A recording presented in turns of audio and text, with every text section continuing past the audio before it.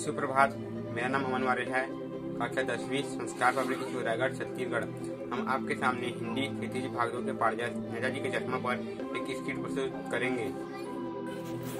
हवलदार साहब को हर 15वें दिन अपनी कंपनी के काम के सिलसिले में उस कस्बे से गुजरना पड़ता था। कस्बा ज़्यादा बड़ा नहीं था।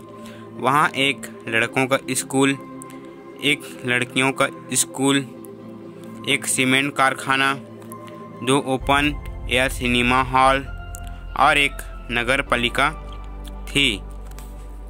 नगर पालिका थी तो वह कुछ न कुछ करते ही रहती थी, जैसे कि कभी सड़कें पक्की करवा दिए, कभी शौचालय बनवा दिए, तो कभी कवि सम्मेलन करवा दिए।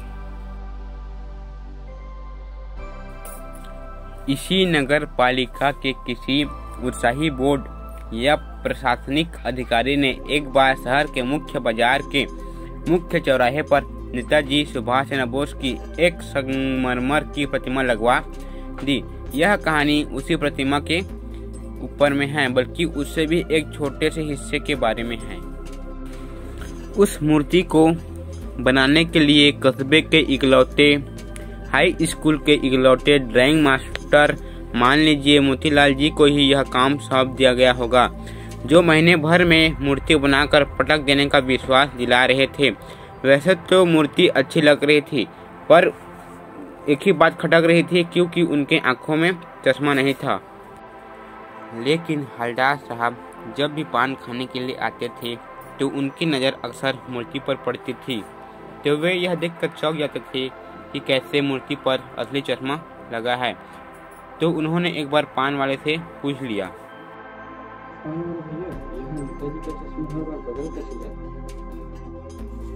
साहब कैप्टन तो एक लंगड़ा व्यक्ति है जिसकी एक चश्मे की दुकान है, वही रोज आके चश्मे चेंज करता है। क्या कैप्टन चश्मे वाला नेताजी का साथी है या भूतपूर्व सिपाही? नहीं साहब, कैप्टन ना ही तो कोई उनका मित्र है, ना ही किसी फौज में। उसकी तो एक छोटी सी चश्मे की दुकान है। हवलदार साहब को पान वाले द्वारा एक देशभक्त का इस तरह मजाक उड़ाया जाना अच्छा नहीं लगा।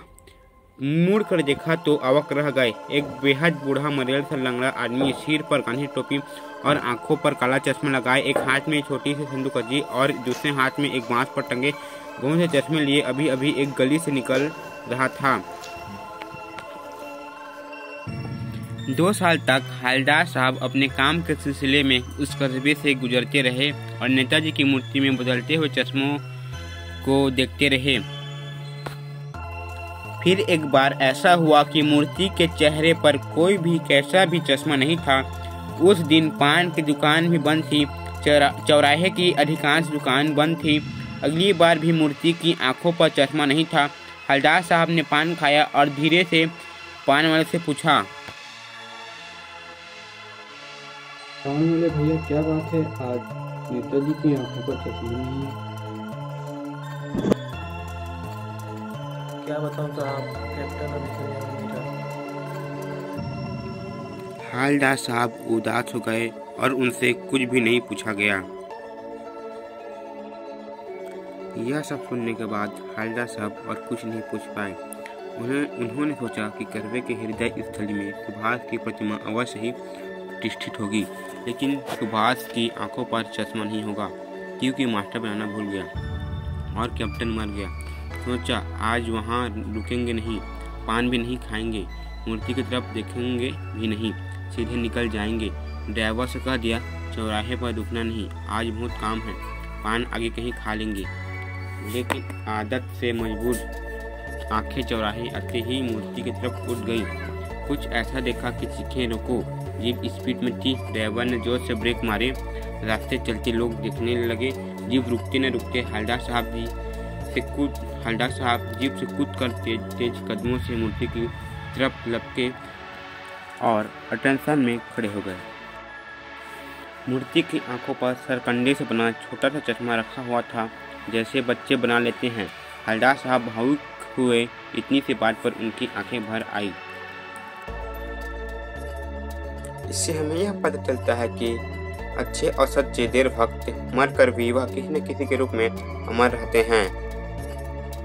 जिस प्रकार नेताजी के चश्मा पारदर्श में हमने देखा कि कैप्टन के मर जाने के बाद भी उस कस्बे के बच्चों ने उस मूर्ति का ख्याल रखा और उनके लिए चश्मा बनाया और नेताजी को पहना दिया। धन्यवाद।